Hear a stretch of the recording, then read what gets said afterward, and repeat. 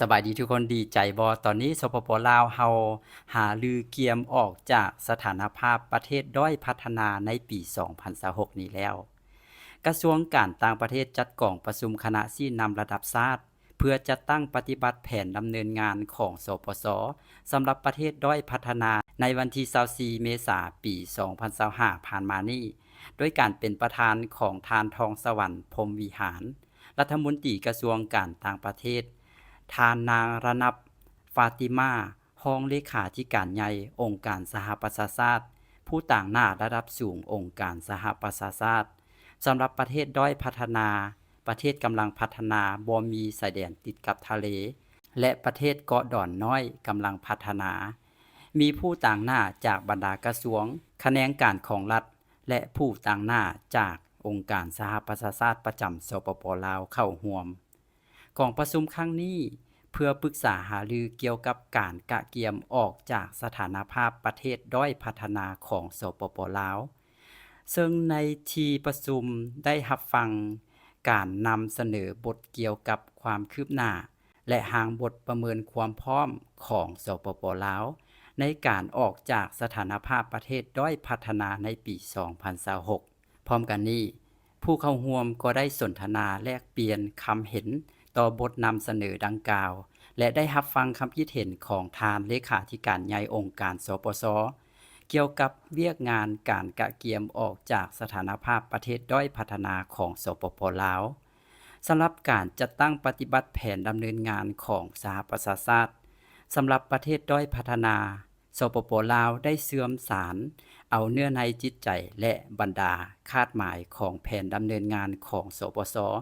สำหรับประเทศด้อยพัฒนาเข้าในแผนพัฒนาเศรษฐกิจสังคมในแต่ละระยะเป็นต้นแมนดำเนินงานโดฮาระยะปี 2022 ไปหาปี 2031 และได้แต่งตั้งคณะชี้นำระดับชาติเพื่อจัดตั้งปฏิบัติแผนดำเนินงานดังกล่าวในการประเมินของคณะกรรมการเพื่อนโยบายการพัฒนาขององค์การสปส.ในปี 2018 สปป.ลาวสามารถผ่านเกณฑ์มาตรฐานการประเมินการหลุดพ้นออกจากสถานภาพประเทศด้อยพัฒนา2ใน3ของเงื่อนไขได้เป็นเทื่อทำอิฐในปี 2021 สามารถผ่านเกณฑ์ได้เป็นครั้งที่2และบรรลุได้ทั้ง3เงื่อนไขในปี 2024 ที่ผ่านมานี้สปป.ลาวยังสามารถสืบต่อผ่านเกณฑ์มาตรฐานการประเมินเป็นครั้งที่3โดยสามารถผ่านได้ทั้ง3เงื่อนไขซึ่งหมายความว่าสปป.ลาวยังอยู่ในท่วงท่าพัฒนาในการหลุดพ้นออกจากสถานภาพประเทศด้อยพัฒนาในปี 2026 ในท้ายปี 2023 ที่ผ่านมารัฐบาลลาวโดยการร่วมมือกับองค์การสปส.และคู่ร่วมพัฒนาได้เอาใจใส่ให้สำเร็จการสร้างแผนยุทธศาสตร์การข้ามผ่านของสปป.ลาวเพื่อออกจากสถานภาพประเทศด้อยพัฒนาในปี 2026 และหลังจากปี 2026 มีเป้าหมายเพื่อเกียมความพร้อมที่ดีให้สปป.ลาวในการออกจากสถานภาพด้อยพัฒนาให้ได้อย่างโรงเรียน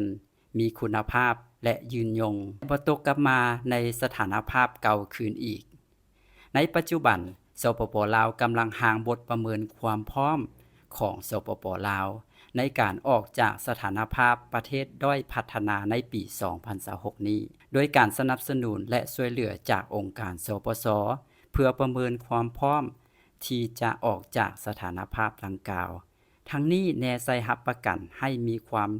โรงเรียนมีคุณภาพยืนยงและบ่กลับคืนสู่สถานภาพเดิมก็ถือว่าเป็นการหาลือเพื่อเกียมความพร้อมนะครับเพื่อเสนอให้ประเทศลาวเฮาออกจากประเทศด้อยพัฒนาทุกคนก็ดีใจกันหรือบ่เนาะก็การที่เฮาจะออกจากประเทศด้อยพัฒนาตามที่บรรดินเคยฮู้มาเนาะก็น่าจะมีทั้งข้อดีและข้อเสียเนาะการที่เฮาเป็นประเทศด้อยพัฒนานี้เฮาก็จะได้สิทธิ์การค้าหรือว่าได้สิทธิ์การส่งออกหรือว่าได้สิทธิ์นั้นๆนี่ก็มีอยู่ได้แต่ว่าการที่เฮาเป็นประเทศด้อยพัฒนาเนี่ยการที่ต่างประเทศจะมาลงทุนหรือว่ามันก็มีข้อเสียหลายๆอย่างเนาะก็เขาเจ้าก็สิเบิ่งเฮาในแง่ลบในหลายๆด้านถ้าเกิดว่าเฮาเป็นประเทศด้อยพัฒนานะฉะนั้น การที่เฮาจะออกจากประเทศด้อยพัฒนาประดิษฐ์คิดว่ามันก็มีทั้งข้อดีและข้อเสียแต่ว่าถ้าเกิดว่าประเทศเฮาออกจากประเทศด้อยพัฒนาอีหลีแบบออกจากความเป็นจริงนะก็ถือว่าดีเนาะก็ประเทศลาวเขาก็มีการพัฒนาไปเรื่อยเนาะก็ทั้งพัฒนาทั้งในเมืองแล้วก็ในชนบทเนาะก็มีการเปลี่ยนแปลงไปเรื่อยก็หวังว่าในอนาคตอันใกล้นี้ประเทศลาวเราจะออกจากสถานภาพประเทศด้อยพัฒนาได้อีหลีก็ขอเป็นกำลังใจให้กับหน่วยงานให้กับองค์กรให้กับทุกๆคนที่พยายามในการผลักดันในการพัฒนาประเทศชาติบ้านเมืองสังคมเฮาเศรษฐกิจบ้านเฮาให้มีความเจริญทันสมัยรุ่งเรืองยิ่งขึ้นไปแล้วก็หลุดพ้นออกจากประเทศด้อยพัฒนาเข้าสู่ประเทศกำลังพัฒนากันต่อไปเด้อสำหรับวิดีโอนี้สบายดี